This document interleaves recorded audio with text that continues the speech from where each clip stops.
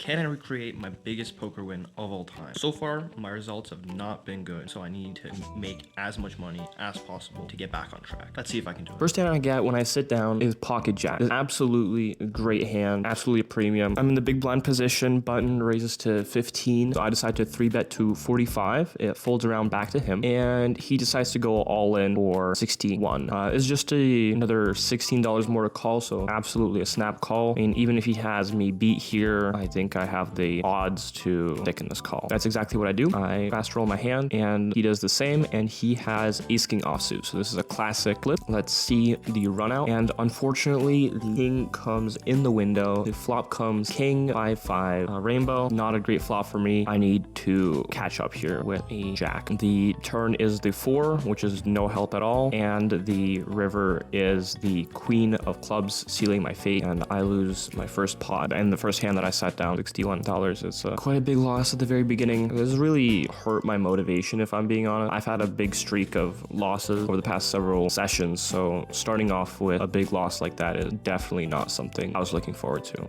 Next hand, I look down at king queen suited. I'm in the big line once again. I raise it up to $15 and get 2 callers from the button and the small blind. Now let's hope the flop comes something that I can work with and something that's easy. It comes 2, 4, 7, 1 diamond, 2 spade. I mean, this is not the greatest flop for me. I could c-bet here with 2 overs, probably going 2 ways. Remember, they limped and then called my pre-flop raise, so this board hits them a lot more than it hits me. I'm probably gonna be checking a lot here. Small blind checks to me. I decide to check as well, and the button surprisingly also checks, which is not bad news. Let's see what the turn is. The turn comes the 5 of diamond. Again, does not help me in any way, shape, or form. I basically have king high at this point, and again, this board really hits their range a lot more than mine, so I'm gonna be doing a lot of check folding here, I think, especially when the small blind decides to lead out for $30. I don't think I have any merit to calling this 30. I make the fold. Some hands would go by, and I look down at pocket jacks again. This is just crazy. The cutoff raises it up to 12. I decide to 3-bet him to 40, and deja vu, the small blind decides to go all in for 52. You know, I mean, it's not the best situation, but I'm extremely priced in to call here, so, you know, no matter what the small blind does here, I mean, unless the small blind jams all in, I'm probably not calling that, because that's almost always aces or kings, but I'm calling this 52 basically no matter what. The small blind decides, you know, after tanking for a little bit, the small blind decide to call. You know, this guy tanked for a while, so I'm not sure exactly what he had, but it can be a really great hand, and I decide to stick in the call as well, because I'm super priced in now. Even if one of them has aces or kings or queens, it doesn't matter. So let's hope the flop comes a jack, and it makes our life very easy. The flop comes 6, ace 6, 1 club, 2 spade. It is not the flop I was looking for. Ace king connect, even ace queen suited if somebody has that. Again, aces are good, kings are good here, so really not a great flop for me. The cutoff checks to me. You know, I decide to check back. Very likely he has an ace, so I don't want to run into it. The turn is the 4 of hearts, which doesn't help me at all. He checks to me. I decide to check back. I mean, I guess I could c-bet here some portion of the time, but I don't think it's necessary. Maybe some of you do, but I just want to get to showdown. I think he does have ace x some portion of the time here. I don't want to value on myself. The river is the 8 of hearts. He checks again to me, and I just flip over my hand, expecting to be good, you know, about 75% of the time. The small blind shows pocket 9, which I personally wouldn't shove $50 into after a raise to 40, but, you know, to each their own. And the cutoff shows king 10 suited. He was on the nut flush draw, and luckily he didn't get there, so I win this big pot. I look down at the beautiful pocket aces, best hand ever created. The table limps around. There's 4 limps to me in the big blind, and of course, instead of checking my option, I decide to raise it up to 15. All the limpers call, except for the small blind. We are going 5 ways to the flop, which is not ideal for pocket aces, but no, we'll have to make it work. And the flop comes jack 5 queen, 2 hearts, 1 spade. I have the ace of spades and the ace of diamonds, so I decide to lead out for $35. I think if somebody has jack or queen x, they are definitely calling here. The under the gun +1 folds, low jack calls, high jack calls, and the cutoff fold. I think, again, they're on a lot of jack or queen x, so I'm definitely beating them. The only thing that's beating me at this point is, you know, queen jack.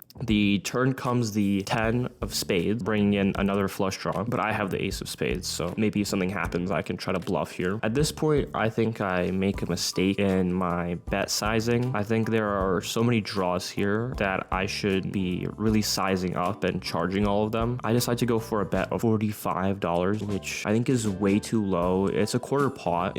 I don't know what happened for me to bet 45 here. I think I really should be betting 90, because if a lot of people will have, like, again, a jack, a queen, maybe some flush draw, maybe a king with an open-ended straight draw, but I'm blocking the aces. There's a lot people could have, and I think I'm ahead of pretty much all of it. So I really should be charging all of that, and 45 is just not the sizing to do that. After taking for a little bit, the low jack fold, but the high jack decides to stick in the call. I mean, I already said his range that I think he's on. I don't know what the low jack loaded with on the flop that now decides to fold, but you know, it is what it is. The river comes the 8 of clubs. I think this is a brick. None of the flushes get there unless somebody had a 9. The straight draw doesn't connect. I mean, very rarely does somebody have like queen or jack 8 here. I think I have the best hand. Again, I think my sizings for this hand have just been abysmal. I don't know why I decide to go for a $90 bet here. I cannot tell you. My SPR is, you know, way lower than 1. So this is a, you know, clear all-in situation. It's not even a debate. I don't know. I decided to go for 90, and the hijack snap fold, so I'm pretty sure he was on a draw. I look down at ace jack suited. On the cutoff, we have one limper. The small blind decides to fold, and so does everyone else. So I take down this very small pot pre-flop. This hand is one of the most interesting ones I think I've ever recorded, so please let me know in the comments what you guys think about it, because I'm still debating whether or not I made the right choice. The table at the time definitely thought I didn't. You'll see what I mean once we get into the hand. So I'm in the hijack. I look down at ace queen offsuit. It's just me and the blind, and the small blind decides to come along to the flop with me. Big blind fold. We're going to the flop 2 ways. This player is aggressive and likes to, you know, throw around money. I want to say punt. He could sometimes lock in and be a good player, but he's a gambler, is all I'll say. The flop comes, you know, I'm praying for this flop to be favorable for us. It is. The flop comes queen 9-9, 2 clubs, 1 diamond. We have the ace of clubs, which is great. We have a queen, which is amazing. So we're really looking to, you know, bet here on the flop. I'm expecting him to check to me a big portion of the time. He decides to donk out for 20. You know, this kind of surprised me because I don't think he should ever be donking here. It was really hard for me at the time to put him on a range. I think I decided he has either a straight or a flush draw, like a kind of a gut shot or a flush draw with king 10 or king jack suited, maybe a combo draw. A lot of those types of hands really like to donk on this kind of board. So, I mean, $20, I'm calling this 100% of the time. But you can see I'm kind of surprised. I hesitate here, but I do make the call. So we're headed to the turn, which I hope clears up the situation. And it does to a degree. It's the ace of diamonds, so I now have top 2 pair, which is always nice. It does bring in another flush draw. You know, I'm waiting to see what he does here, since he donked out on the river, and he decides to fire out for another $30. I mean, at this point, you really have to ask yourself, what is his range, right? And I think it definitely is some kind of flush draw, maybe diamonds now. I mean, maybe he let out with 2, you know, suited diamond cards, very possible. Again, I think the most probable hands are still king 10 and a king jack suited. I'm going to be looking for either a jack or a 10, you know, because then he will have probably a made hand. You know, we'll see, right, what happens. And I'm hoping for a clean river. I think this is about as clean as you can get. It's the ace of spades. So I have a boat now, and I'm be really interested to see what he does on this river. He tanks for quite a lot, then decides to lead out for $60. Now, at this point, his story just absolutely does not make any sense. I think he just bricked out with a combo draw and is hoping the second ace is going to scare me away. That's probably what happened realistically, but I think a lot of people, if they break out of the combo draw, will slow down and decide to check. It's kind of like a check fold strategy, but he decides to bet out. This is where the controversy is. I decided to, I don't know if this is a good decision, so you guys let me know in the comment section. I decided to just call. So my logic for calling here is very simple. The only cards you would be calling a raise with is ace-x and pocket nines, obviously, right? But more likely ace-X. He is very unlikely to float the river with the ace of hearts and what, like a 9, ace 9 of hearts. He doesn't have ace queen of hearts because he mucks his hand and I win the pot. Is he floating with the ace of hearts here? Really? I didn't think so at the time, and I still don't think so. The other option is he has 9-9, which if I raise will put me all in and now I'm completely screwed. So I think 80% of his range just folds to a raise. No reason to put it in if he's just gonna fold. 10% of his range is calling it, but it's 10%, which is really unlikely. Again, he does not float here with ace of hearts pretty much ever on the floor. Or not float. He doesn't bet on the flop with the ace of hearts and like nothing. What could he have here with the ace of hearts? The last portion of his range, pocket nines, is completely crushing me. So if I stick in the raise, he's either gonna fold, most likely, or if he's gonna call, or more likely raise more, he's gonna have the nuts. So when his range is that polar, I think a call is just much better because you don't have to face that variant. But let me know if my logic here is flawed. Yeah, I win this pot. I don't know how to feel about it. I think I made the right decision, but please let me know. This hand, I also probably misplayed. I think I was in a bit of winner's tilt here. I'm in the big blind with 9-10 suited. It limps around, so there's a limped pot. The flop comes 3 of diamonds, 10 of clubs, 6 of clubs. I think I should be donking out here some portion of the time, but when the small blind decides to donk out for 20, there is absolutely no reason for me to be calling here. This is a pure fold, and yet for some godforsaken reason, I decided to stick in this call. I don't know what I thought in the moment. My 10 has a mediocre kicker at best. I'm really just not beating anything at all. Somehow the cutoff decides to stick in the call as well. I mean, I probably priced him in. I don't know what he has. I hope I make a smarter decision on the turn. The turn comes the 7 of diamonds, bringing in the straight draw, another flush draw. My hand does not improve one bit. When the small blind decides to fire out for $100, I mean, this just makes my decision very, very easy. He overbet the pot. I'm not sure, what I could even have here that would warrant a call. I don't even know if I'd be calling this with, I don't know why I'm tanking for so long. Thank God that I made the fold.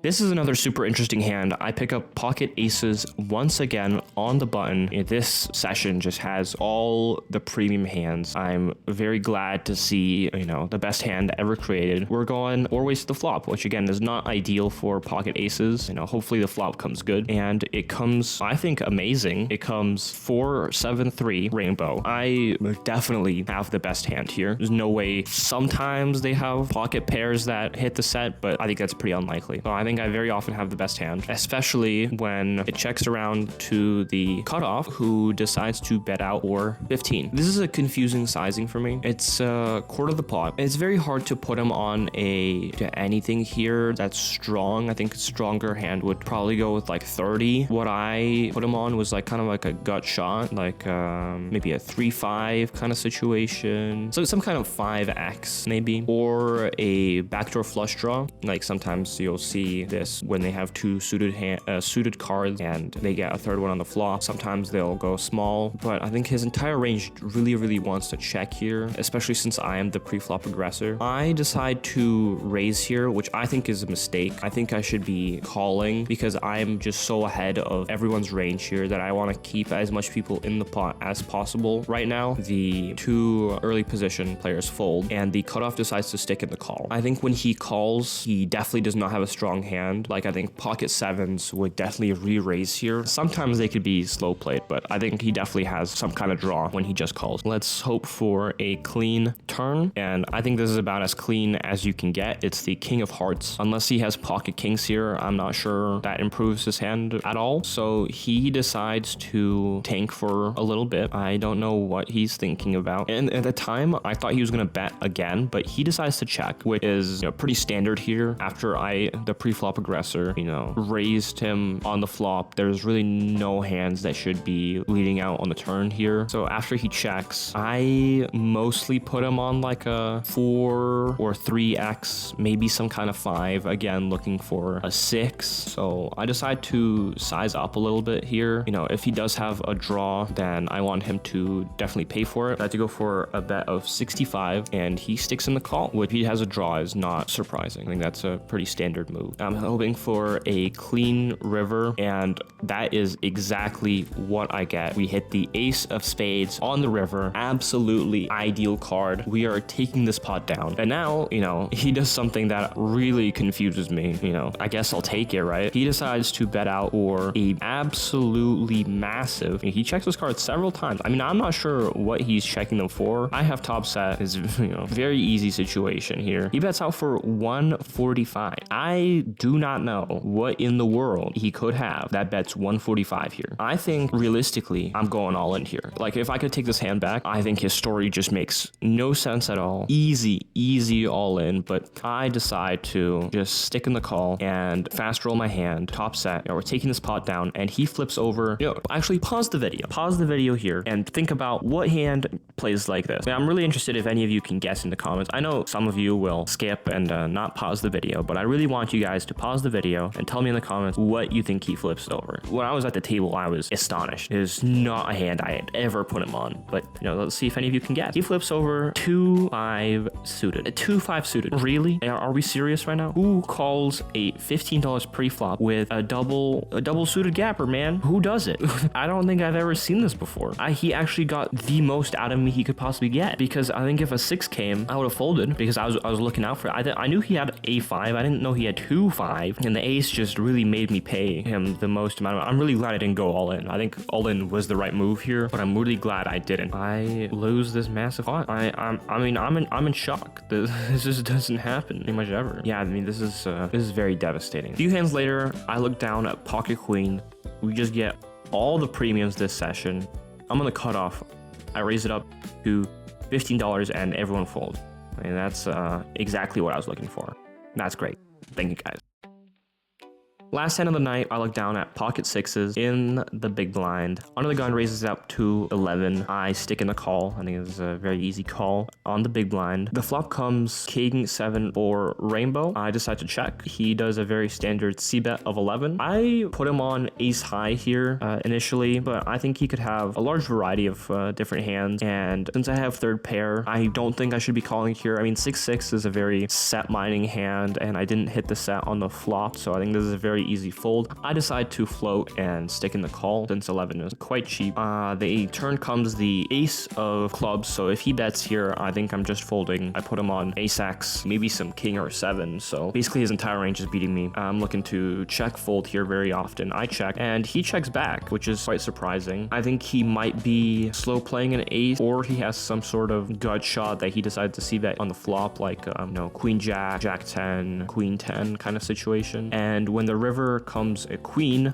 I understand that this card hits his range. I mean, this entire board is just basically his range, and I have not even fourth, I have 5th pair here. But since he chose such a passive line on the turn, I do wonder if I could go for a bluff here. Like, if I bet out for $25 or $30, like a bit more than half pot, does he ever fold a queen here? Like, does he think I ever slow played a king? I mean, slow played an ace? I think it's possible. I think it's possible to go for a bluff here, but I, in the moment, think that this board is just hitting his range very often. So I check, and he flips over pocket jacks. Not to be results oriented, but I think a bluff here would have actually made him fold, because he has 4th pair. I think if I went for 30, he would have thought that I did actually slow play a king or an ace. Maybe something to think about next time. I feel like every video at this point is giving me deja vu, or it's kind of like the same, where I'm really hopeful at the beginning, and I sit down, start playing the session. Some hands go poorly. This session, a lot of hands went great, I feel. Then there's like 1 or 2 coolers, or 1 or 2 big mistakes that I make, and I just lose all my progress, and it's very demotivating. I understand that losses are, part of the game, and I should be used to them, but I guess I'm really not. I last year used to be quite a winning player, and this is my biggest loss streak yet, and I don't know how to deal with it. I don't think I'm playing that poorly. Maybe you guys think I am, and please let me know in the comments if you think I am. I just don't know what to say. I guess I'll continue studying and see if I can improve, and see if next session will be better. This is our results so far. If I'm honest, they're horrendous. They're just not good at all. There's nothing to be proud of here. See if I can make it better next time. Thank you guys for watching. Please like and subscribe.